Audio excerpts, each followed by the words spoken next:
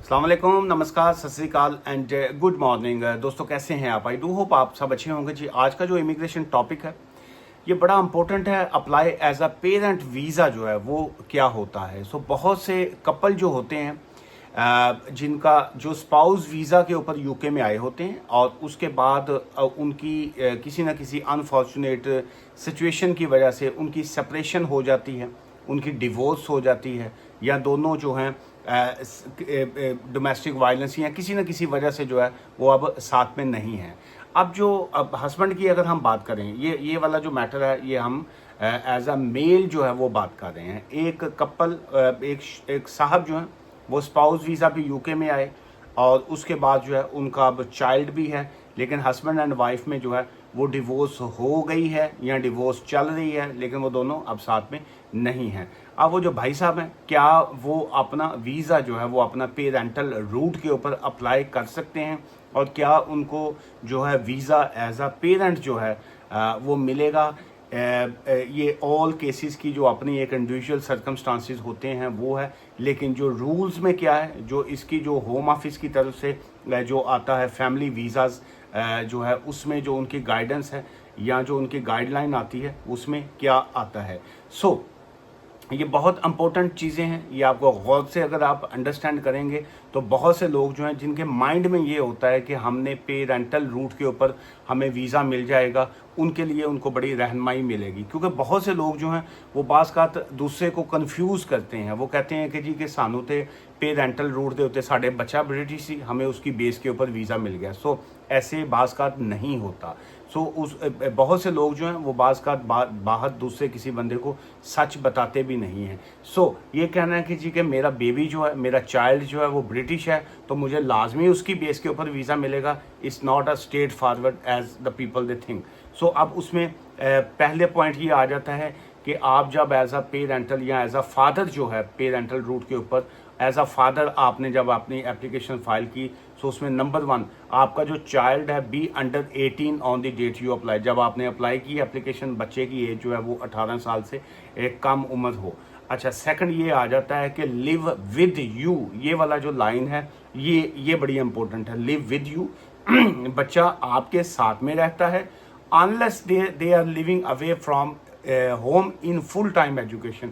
यहाँ अगर बच्चा कहीं और भी रहता है लेकिन वो बच्चा जो है वो फुल टाइम एजुकेशन में है या वो किसी बोर्डिंग स्कूल में है और ये इस वजह से अगर बच्चा अलहदा है तो स्टिल आप अप्लाई कर सकते हैं। अदरवाइज़ कानून में ये है कि बच्चा जो है वो आपके पास रहता हो, आपके साथ रहता हो, आप बच्चा और फादर जो है दोनों एक ही जगह पे इकट्ठे रहते हो, ये कानून है जी।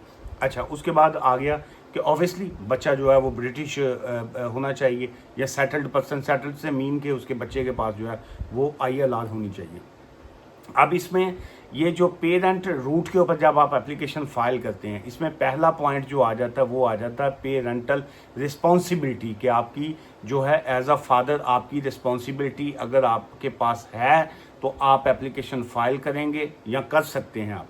अच्छा, you need to have a sole कि आप अकेले जो हैं उस बच्चे के पालनहार हैं, आप बच्चे की लुक आफ्टर जो है वो आपके पास है, आपके पास सोल रिस्पॉन्सिबिलिटी है नंबर 1। और shared parental responsibility for your child. यहाँ आप जो है वो माँ के साथ अगर बच्चा रहता है तो आप उसकी रिस्पॉन्सिबिलिटी जो है उसको शेयर कर रहे हैं। अब ये जो शेयर्ड पेरेंटल रिस्पॉन्सिबिलिटी है वो क्या होती है? चूँकि अगर तो बच्चा आपके पास है, आपको कोर्ट ने या आपने फुल रिस्पॉन्सिबिलिटी आपके पास है तो फिर तो क्लियर हो गया केस। अगर आपके पास साथ जो है वो शेयर्ड रिस्पॉन्सिबिलिटी है तो उसमें ये आता है कि if you share parental responsibility the child's other parent must not be your partner जो है। किसी ना किसी वजह से वो अब आपके पार्टनर जो है वो नहीं है दे अच्छा, फिर ऑब्वियसली वो ब्रिटिश जो है वो ये जो ब्रिटिश चाइल्ड वाली बात है ये हर एक केस में ही है, अदरवाइज तो ज़ाहिर है वो ना दे। आपको प्रूव क्या करना पड़ता है? What you need to prove के जी के आपके पास सोल रिस्पॉन्सिबिलिटी है या आपके पास शेयर्ड रिस्पॉन्सिबिलिटी है और वो बच्चा जो है वो ब्रिटिश है और आपको जो है वो होम ऑफिस जो है वो वीज़ा ग्रांट करे। वो क्यों करे? उसमें जो आपने जो एविडेंस या आपने जो चीज़ें साबित करनी होती हैं वो ये है कि you must be able to prove that you are taking an active role in the child's upbringing जो है और एक्टिव रोल से क्या मुराद होता है, आप बच्चे को स्कूल छोड़ रहे हैं, आप बच्चे को पिक कर रहे हैं, आप बच्चे को डॉक्टर के पास लेके जा रहे हैं, आप बच्चे को जो है उसकी मुकम्मल जो है वो आप उसकी लुक आफ्टर कर रहे हैं जी। अच्छा, उसमें उसके बाद मेन ये ऑब्वियसली इसमें ये गवर्नमेंट रूल्स में भी यही लिखा हुआ है कि comes from a government school, court और medical professional shows you are living with और केयरिंग फॉर योर चाइल्ड। यहाँ आप बच्चे के साथ रह रहे हैं या आप बच्चे की ये जो इस तरीके से केयर कर रहे हैं, आपके पास उसकी एविडेंस जो है वो होनी चाहिए।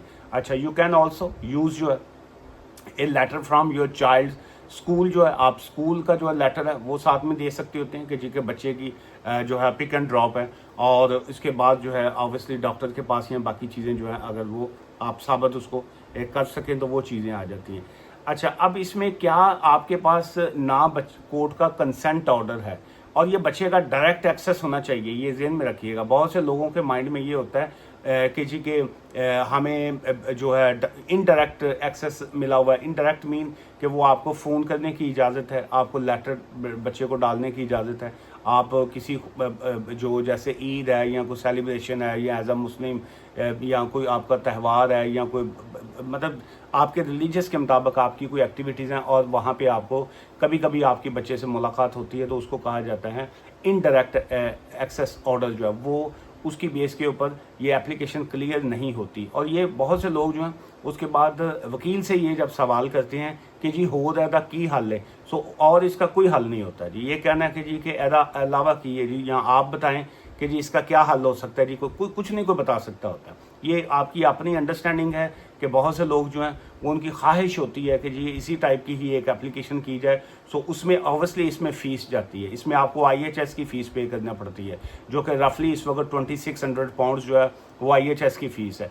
फिर उसके बाद आपकी इमिग्रेशन की फ़ीस है वो 1321 जो है।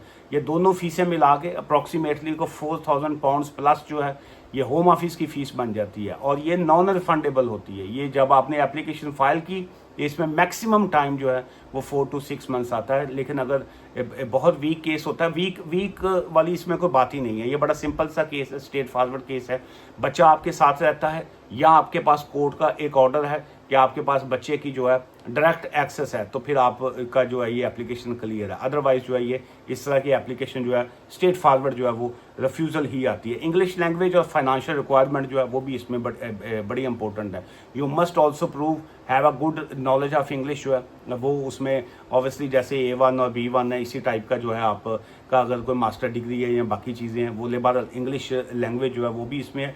Can financially support your self without claiming benefits, आप बेनिफिट्स के बगैर जो है आप बच्चे को फाइनेंशियली तौर पे सपोर्ट करते हो और आपके पास काम की इजाज़त हो गई। बहुत से लोग जो हैं वो कहते हैं जी हमारे पास फंड्स तो अवेलेबल हैं, पैसे भी हैं, लेकिन वो लीगली तौर पे अगर काम नहीं कर रहे तो वो उनके लिए इसको साबित करना जो है वो मुश्किल होता है। अच्छा, अगर आपकी एप्लीकेशन एक्सेप्ट हो जाती है तो उसमें जो है होम ऑफिस की तरफ से आपको 2 years and 9 month का जो है वो वीज़ा ग्रांट किया जाता है, और टेक्निकली तौर पे इस तरह की जो एप्लीकेशंस के बाद जो है वो 10 years वीज़ा रूट के ऊपर जो है 2.5 year वीज़ा रूट जो है वो चलता है जी। सो ये थी जी एक बेसिक सी इंफॉर्मेशन जो मैं आपके साथ मैंने शेयर की, और इसमें यही 5-7-10 पॉइंट्स से जो मैं आपके साथ शेयर करना चाह रहा था।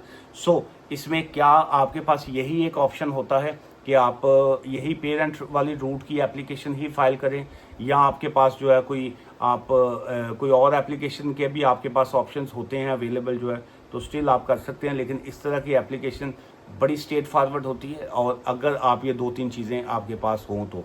अगर नहीं है, आपका केस जो है वो लेट्स से आपने चाइल्ड कंसेंट के लिए एप्लीकेशन अभी फाइल की हुई है, आपको कंसेंट ऑर्डर नहीं मिला और आप एक्सपेक्ट कर रहे हैं कि जी कि शायद आपको कंसेंट ऑर्डर जो है वो मिल जाएगा, तो वो सम टाइम ख्वाहिशात या ड्रीम वो एक अच्छी बात है, लेकिन देखना ये होता है कि क्या एक छोटा बच्चा जो है वो जो कम से कम 7 साल से जिसकी कम उम्र है, तो क्या वो बाप को डायरेक्ट एक्सेस जो है वो मिलेगा भी या नहीं मिलेगा, ये एक क्वेश्चन मार्क होता है, और नॉर्मली केसेस में नहीं मिलता। ज़्यादातर जो है ये माँ को ही उसका कंट्रोल होता है, माँ के पास ही एक्सेस होता है, और ये बहुत टफ होता है कि जी के बाप को डायरेक्ट एक्सेस मिले अनटिल अनलेस जो है वो बाप साबित कर सके कि जो माँ के पास जो है वो चाइल्ड सेफ़ नहीं है, माँ ड्रग में इन्वॉल्व है, बाकी इस तरह की चीज़ों में है, तो फिर वो डायरेक्ट एक्सेस जो होता है डायरेक्ट, या वो डायरेक्ट बच्चे की सोल रिस्पॉन्सिबिलिटी जो है वो मिलती है। अदरवाइज़ ये काफ़ी टफ होता है। आज की इस वीडियो से मुझे इजाज़त दीजिएगा। रेलिवेंट क्वेश्चन हो तो या कमेंट्स अगर आप करना चाहें तो you are most welcome ji. दुआ में याद रखिएगा। Take care, bye for now.